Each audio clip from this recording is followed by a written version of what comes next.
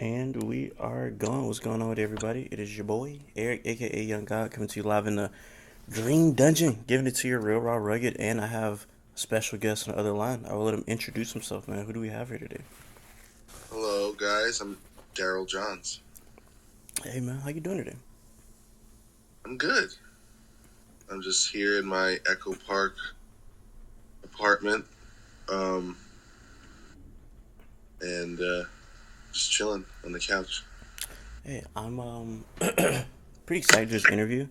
I've I heard of you because your publicist reached out and was like, "Hey, you want to interview this guy?" And usually, when publicists like reach out to like, "Hey, you want to interview this person?" I've never heard of them.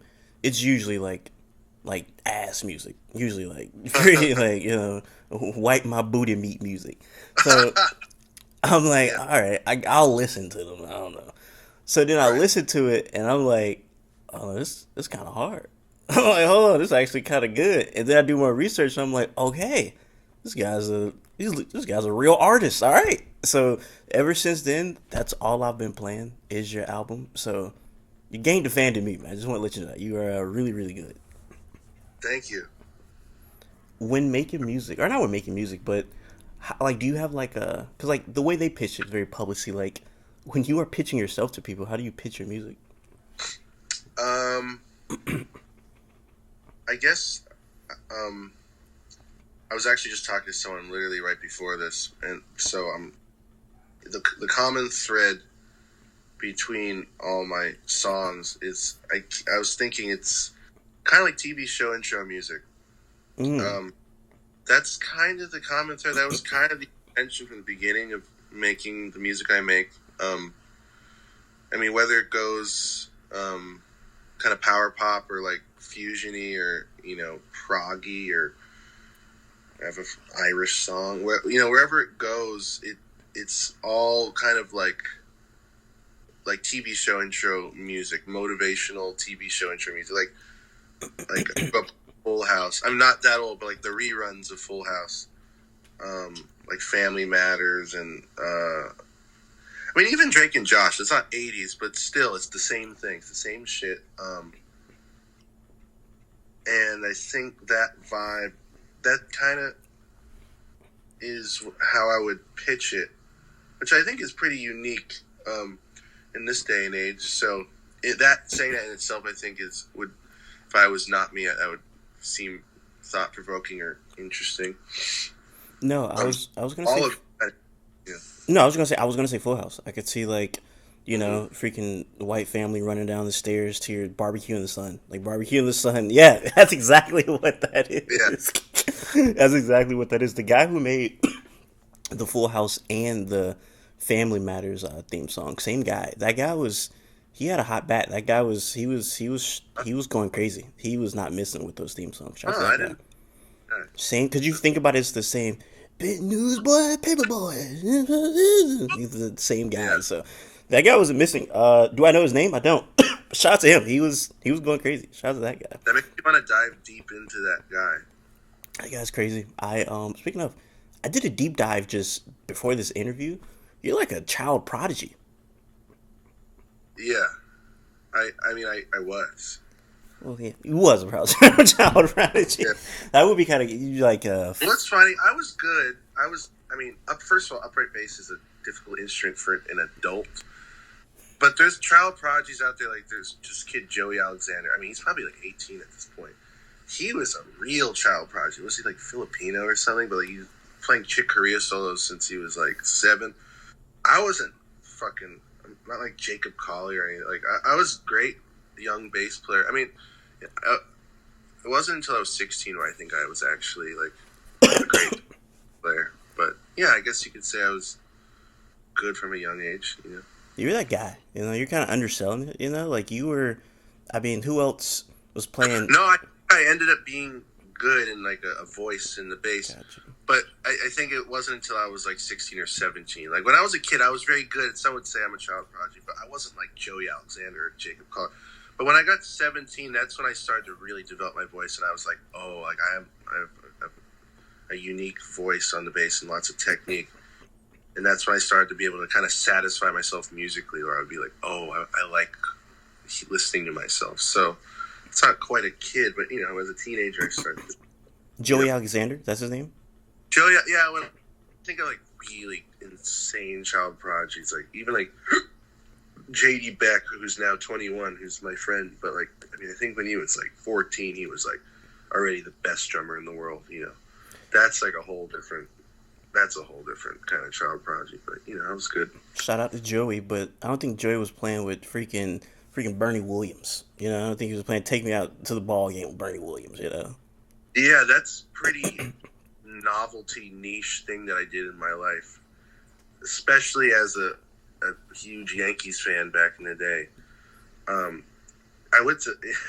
It's so crazy. It just sounds surreal, like because I went to college with him. He was in grad school. He enrolled into grad school while I was in undergrad. So when I was making all this music, which started at MSN, I think for context for people out there, Bernie Williams was not too far away. I wrote, not to get too into it, but just in terms of Bernie Williams, like my song Golden Showers, that you may have heard, that song was written for a class that I think Bernie Williams was in. And so it's just funny that this whole album, I never thought about it, but this whole album, and Bernie Williams he was close in proximity. He was not that far from a golden shower. No, he was not that far from a golden shower. And there's one time I got the theory class, and he was actually late a lot, but I got the theory class with no shoes on because I was kind of in the dorms, and I was kind of like a weird hippie. Still am. And he's like, man, just letting you know, man, walk around without shoes, like, you're going to get an infection. And I was like, yeah, Bernie. He's like, man, you got to be careful. And I was like kind of belittled by him. I was like, okay. But just this is a funny story that Bernie Williams is telling me to wear shoes in theory class. Like, just looking out for me. So surreal. Like, what the fuck, Bernie? What the fuck? Like, but that being said, the Dodgers beat the Yankees, and that was a pretty historical moment this year. And I might be a Dodgers fan because I was a Yankees fan back in the day when it was A-Rod and Bernie and Cheater and stuff. It's different Yankees now. I like. Anyway, I'm getting out. You mentioned Bernie, so I got excited. Did you have aspirations of wanting to be a baseball player growing up? It's funny. I did. I was never good, but like there was a point when I was very young. I was like 11, where like it was base in baseball. And there was a point where like my parents were like, well, if you want to get, kind of need to choose one or the other. And I was like, you're right. Like, and there's one day I just didn't show up to baseball practice, and I just pursued music more. But I was upset. I mean, I wanted to be like Derek Jeter. He was like one of my heroes growing up as a kid. It's interesting because I feel like you came across so many like interesting people at a young age that a lot of people haven't. Like one of my auntie's favorite artists, you worked on a song with her. I think. Macy Gray. Yeah, I was gonna say you did "Sweet Baby," right? Well, not the original, obviously, because that's the early 2000s. Yeah. But on her Stripped record, I think it's called Stripped. Yeah, it's a good. I'm actually really proud of that record. It was done all in a church, an abandoned church in Greenpoint, Brooklyn, and it was recorded with like a binaural mic, which was a crash dummy head with two binaural mics on each ear to simulate. And it was in the middle of the room. We just surrounded it. I think it's a great recording. I was sitting in this chair over here by my monitors, just like late at night, just listening to it. And like, this is a great fucking album. It's like just beautifully recorded in a church. My bass sounds good. I'm really proud. Yeah, that's one of the more. Yeah, actually, I like how you're mentioning like the more kind of bizarre niche people that I've worked with, like Bernie Williams, Macy Gray. Like those are definitely like some real like novelty, like what the fuck people on my bio. So I like that we're starting with that because it's pretty fascinating. Bro, you have the most random people. Like, didn't you grow up playing music with like fucking like Coleman Hughes? It's the most random person of all time. Yeah. Isn't life so strange? I mean, well, think in terms of Coleman. Like, Coleman was like the best and is like the best trombone player in the world. when he did all the All-Star programs. He's from New Jersey, so he's like a really good friend of mine. Now he does like fucking political commentary. Like he was always like a, you know, like learned academic kid. You know, pretty trippy though. No, I mean like it's crazy. Like just seeing the people that you work with. Like I know you played with like Bilal earlier in your career. Oh, I didn't play Well, with I him. think you opened up for I, Bilal, right? I played with Coleman's Yeah. band in like 2016, or yeah, probably 2016, opening up for Bilal at Terrace Club, which is the club, which is like a hipster frat at Princeton, where a lot of people, like I'm sure Demarco played there early on, and I think Beach, all it, yeah, and Bilal, it's like a fraternity house that hosts events and stuff, and my friend Ashton Persona was part of that. It wasn't like a frat; it was just like a hipster frat club, It's kind of a frat, but so yeah, Bilal, that was interesting. Shout out to Bilal. I just interviewed Bilal last week. Shout out to Bilal. He's Really? one of my favorite artists ever. Shout out to Oh, Bilal. cool. Shout out to Bilal.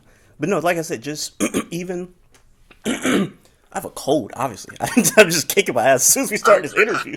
No, you're good.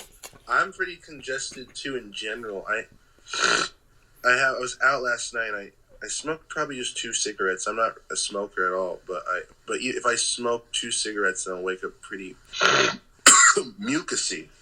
It's funny. No, nobody's worse than us. Like when you have people doing that nose thing you did, people doing that. I always think like, this is nasty ass nigga. Like, clear your throat, and then we're just two just nasty ass niggas just not clearing our throat. Yeah, my dad did it pretty openly growing up, so I was so used to it. I think there's a lot of people that think I'm gross.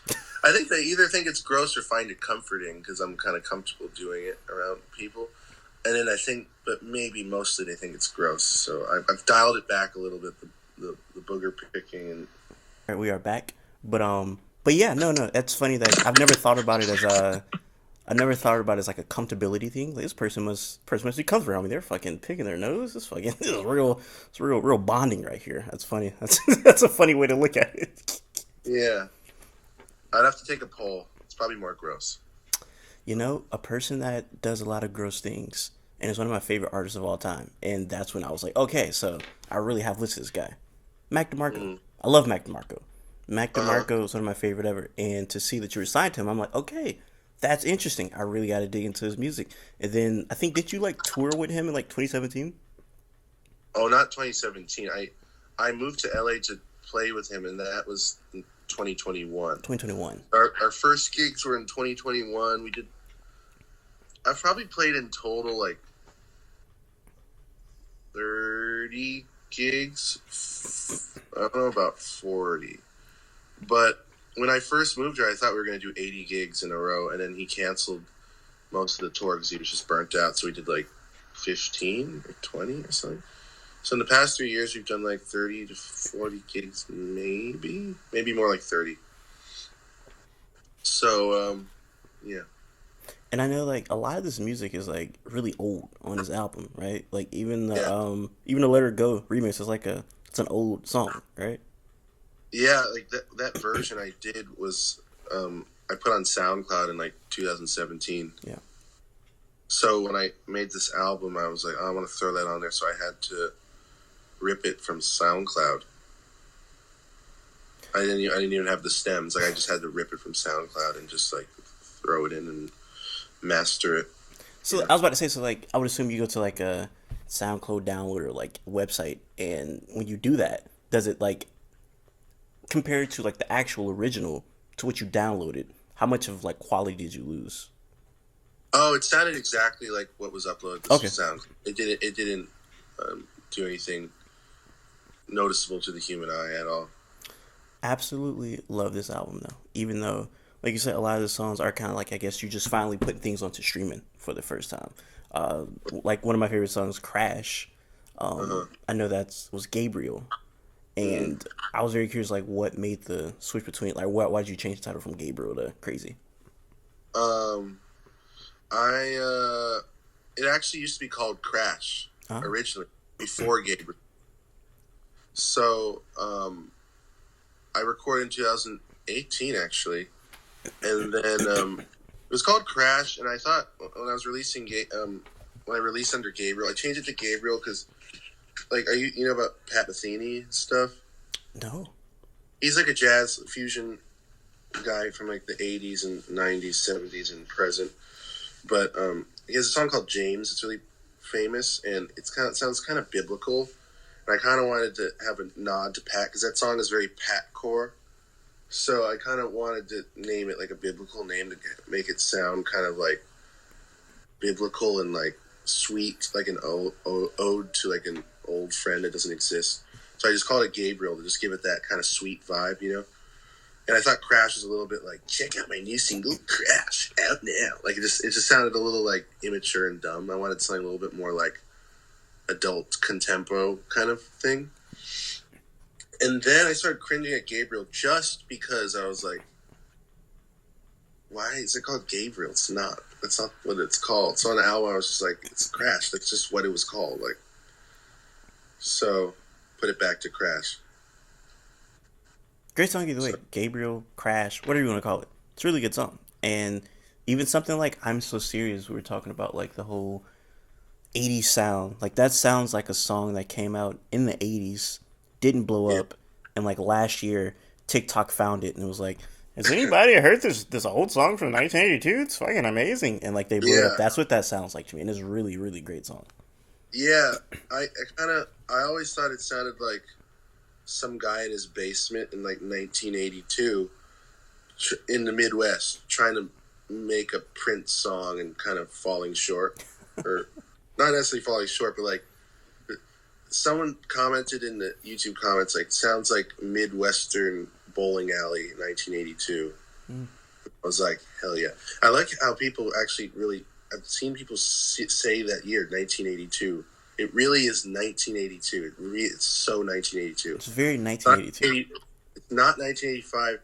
It's not even 1980. It's like 1982. Because Jesse's Girl came out, I think, in 81. So it's like very 81, 82. It's very specific. I mean, that song, I was just talking about this, but like, it was influenced by like Fast Times at Ridgemont High. Mm.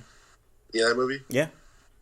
Yeah, so like Somebody's Baby, like the song that comes in throughout the movie, like I was like, I have to write a song like that. Like it came from that. And that movie's from 1983 and filmed in 1982. So it's like it's very 1982 core. So yeah. No, very, very great song. I feel like it's so funny because we started off this album talking about things like previous, like 10 years ago, 15 years ago that you had going on. And to now, I feel like you've lived so many different lives. Like, I feel like what you have going on right now is super duper interesting. But even like what you were doing 10 years ago was super duper interesting. Like, you're like a very interesting guy. Like, doing research, I'm not gonna lie, I feel like I was getting I feel like I was getting my Narwhal bag. I was like, I'm trying to pull shit out there. He's gonna like, how did you know this? You know, like, I just fucking know I got some amazing grade, you know? Yeah. That'll be the day. Hopefully Nardwar, I'd like a Nardwar interview. I mean, cross my fingers that I would be deemed the guy for an interview like that. But yeah, I've lived a lot of different lives. It's really funny because and sometimes I feel like I'm starting to age. I mean, it happens when you're 28. You start to be like, oh, I'm not young. But at the same time, there are people that think I'm younger than I am. Like, there's people that are like, oh, I thought you were like 23 or 24, that, you know. And which I kind of think it's cool because it's like, actually, I've done a lot of stuff, a lot of weird stuff, like a lot of like, then the Macy Gray thing. I've recorded a lot of jazz greats for this like online recording thing for like this educational thing. Like I recorded with like lots of old like piano players who were like in their age. Like who did I record with? It wasn't. I almost recorded with Cedar Walton. I think he died before. I honestly forgot. Like that was all when I was 13. Just going to Rudy Van Gelder's studio, like recording stuff. Yeah, I've done a lot of stuff. Like, and now that I found myself here in this indie rock bag, it maybe seems like a shock to some. But I've been on that path for a while. But it's like I've definitely gone to many different places. You know, like whether it's Macy Gray or then the Lemon Twigs, and then Yeah, I'm proud just to put all those names in one sentence Yeah. because there's such a weird.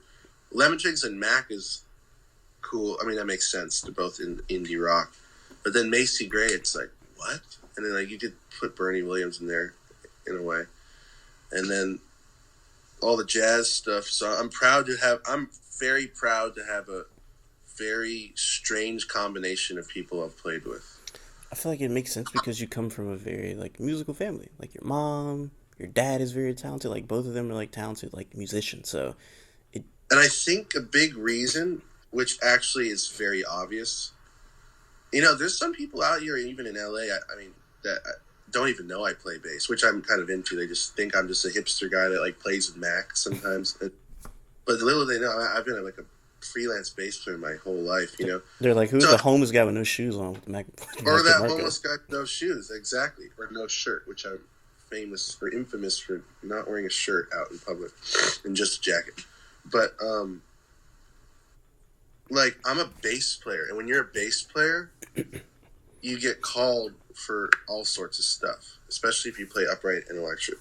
So the fact that I have a weird resume, it doesn't actually, it's not that weird if you think about it, because bass players are the most in demand commodity in music. They're the most hired people. So like I might do a thing with. I played at one session with Miley Cyrus once. I'm pretty sure I was subbing for Pino Palladino, which is really crazy. But like I'll do that. I did the Macy. It's because I'm a bass player. That's what I'm trying to say. It's a bass player thing. Bass players get the most eclectic experience because they're needed. Hey, shout out to his daughter. Who? Uh, Fabiana Palladino. That's his daughter, correct? Oh, yeah. My friend Sedona, I think, is friends with her. She But he probably also has a son. Doesn't he have a son? does. He have a son? Maybe not. I don't know. I know. Yeah. I think Fabiana's his daughter. She put out a great album this year. If you've not heard Really? that, I would say go out of your way. She put out her debut album this year. It is my favorite album of the year. Funny enough, I love Really? that album. Yes.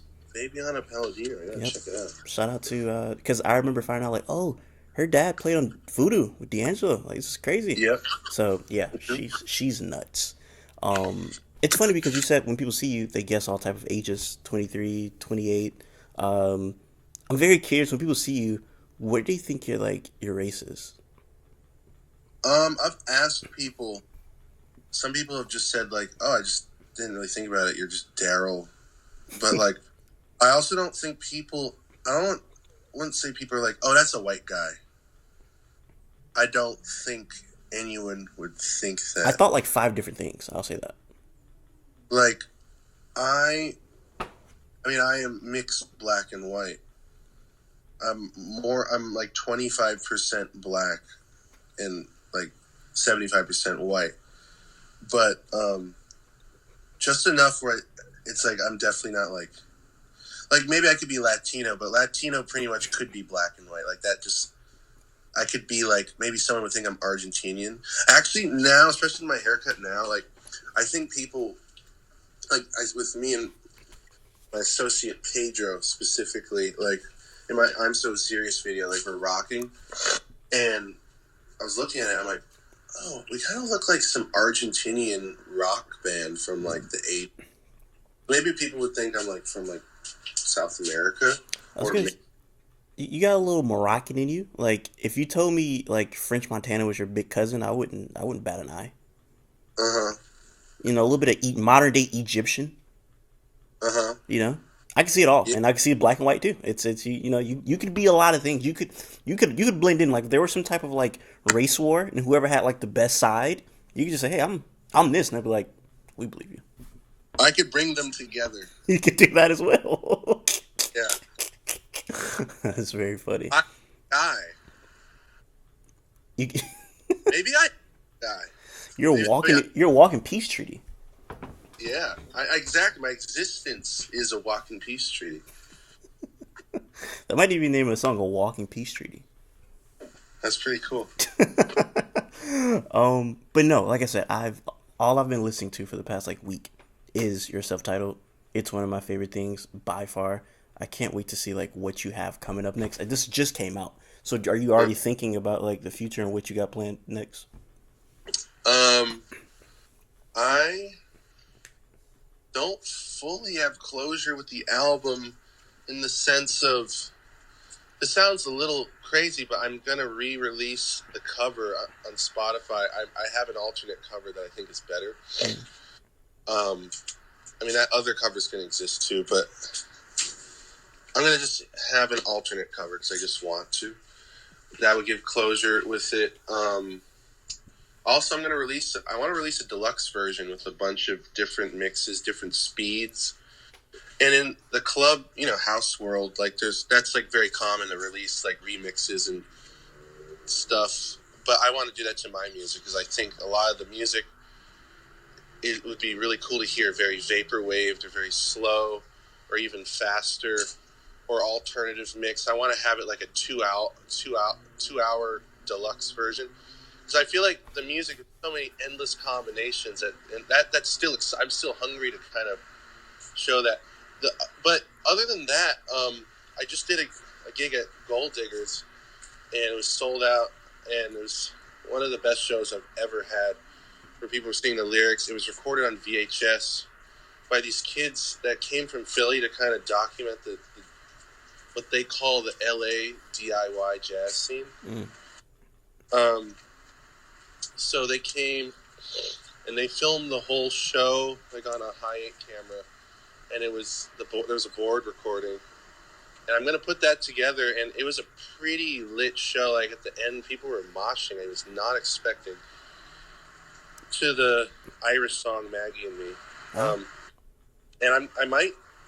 I mean, that's a song I wish people listen to more. It doesn't seem like people are focusing as much on it.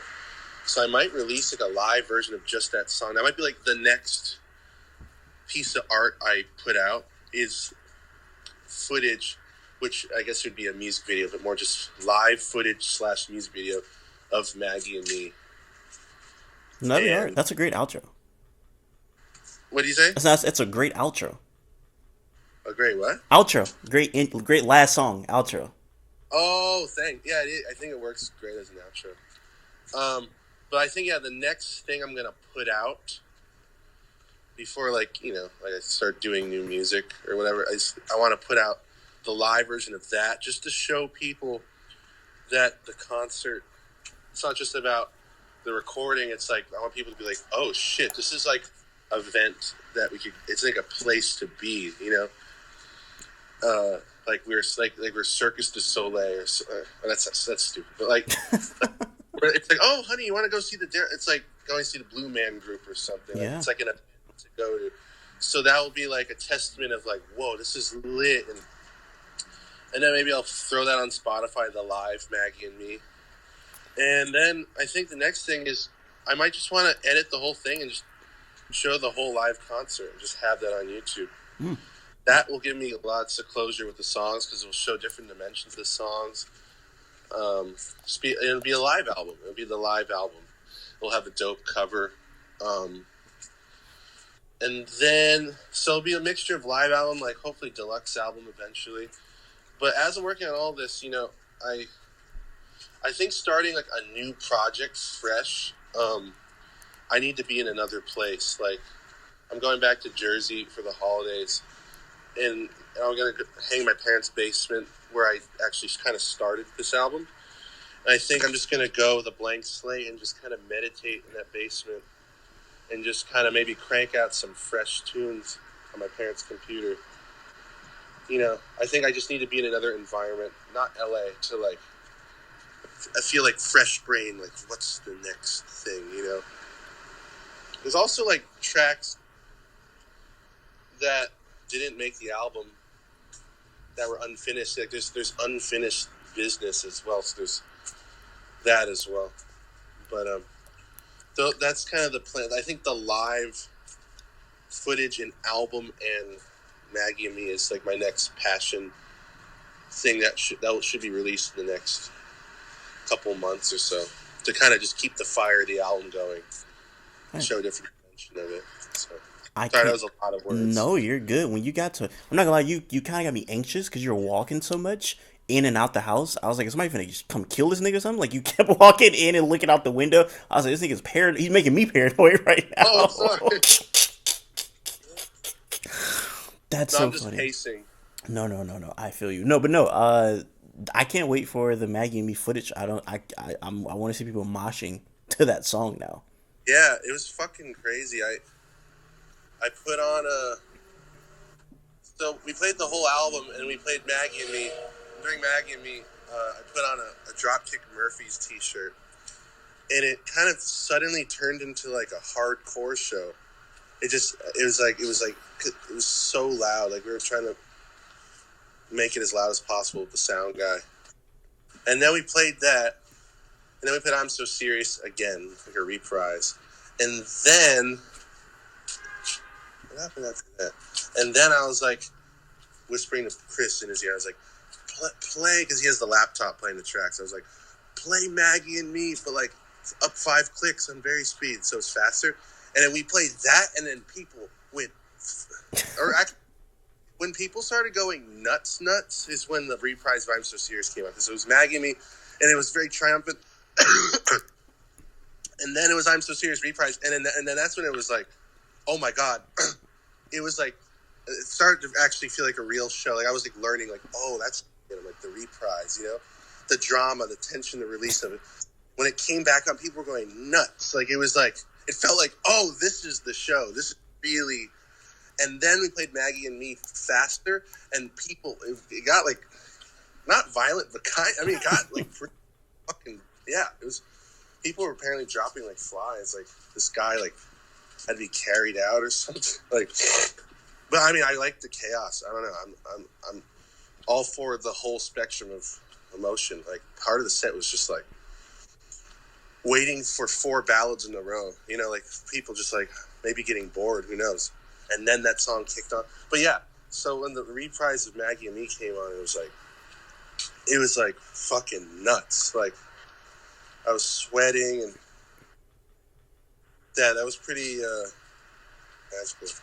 Well, no, like I said, can't wait for that. I'll let you get out of here. Before you get out of here, I do have one question because you brought up the circus, and I love asking you this because I feel like this is a very regional question. I brought up what? The circus, The circus. Circus du Soleil, and Oh, I feel like what I'm about to ask is a very regional question. I ask this to a lot of people who don't live where I live at. Have you ever heard of the Universal Soul Circus? no. I think that's in the South. I think that's only a Southern thing. All right. It's like the Circus du Soleil of the South or something. It's like the Universal Soul Circus is like the circus, but like very black. Like soul. Yeah, just Circus. bunch of black people doing a bunch of circus acts and bunch of just very black. So Okay. imagine just like a colored only circus. That's what it is.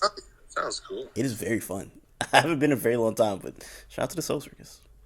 Man, I'm trying to come to Miami. I know it's far from you, but like, I love Florida. I don't know. Ah, you should have came. You're missing it. You should have came this weekend. Art Basil's this weekend. That's when they were doing it. They're doing it then. No, Art Basil's this weekend. Oh, Art Basel. Are you familiar with Art Basel? I know. What is it? It's like a festival or something. Art Basel is like only done in Switzerland, Japan, and Miami, and it's like basically like an art like appreciation weekend. But there's so many different events. Like there's a lot of people performing, music acts. There's a lot of people debuting art. There's a lot of people debuting like clothes. It's like just an appreciation of the arts almost. Oh, that's cool. So yeah, there's a bunch of people are going to be down there, like everybody. So yeah, you should have came this weekend because that's when like it's going to be like interesting. Fuck yeah. But yeah. Well, man, you seem like a cool guy. I like you a lot. I mean, if I ever come to Florida, we should hang out. You seem No, really cool. no, for sure. I appreciate that. Hey, I'm gonna let you get out of here. We'll talk when we're done. But any last words you got to say to the people? The floor is yours. Mm, I, I'm just, I have nothing to say, but as I say that, I don't know, man. I'm excited to just fucking, just DM me on my Instagram. I don't know. I want to know where I should play because I'm trying to figure out, because I want to roll up. I don't want to roll up and it's like no one's there. I mean, I want to know where the people want to hear it. So let me know where I should play. That's all I have to say. But also, I'm just excited to just play. I want to fucking play in Florida. I want to play in Miami. You really want to come to Miami? You've said that like 5 times. I don't know why. I guess I'm just excited. I love fucking tropical shit. I also love like Harmony Korine movies, like The Beach Bum. Yeah, I think he lives in Miami now. There's just something about Miami I just fucking dig. I guess when people move to LA, they think they're moving to Miami, but LA is just like a dry. It's like fake tropical. It's not even it's like a dirty. Whatever. You ever seen the Florida Project? No. It's a good movie about Florida. A good movie about Orlando. It's an A24 film. It's really good. Even when you say Orlando, I'm just like, oh, or like Disneyland. Like I don't know. I just have good memories. Whatever. I don't really have much to say. I just want to go to Miami. Drink out of coconut. Drink out of a coconut. Nigga think he gonna be in Hawaii. Yeah, I know. That's not really Florida. I'm just being... So funny. For everybody watching, I appreciate you guys. Until next time, I say what I mean what I say. Haters gonna hate, players gonna play. You guys holler at your boy.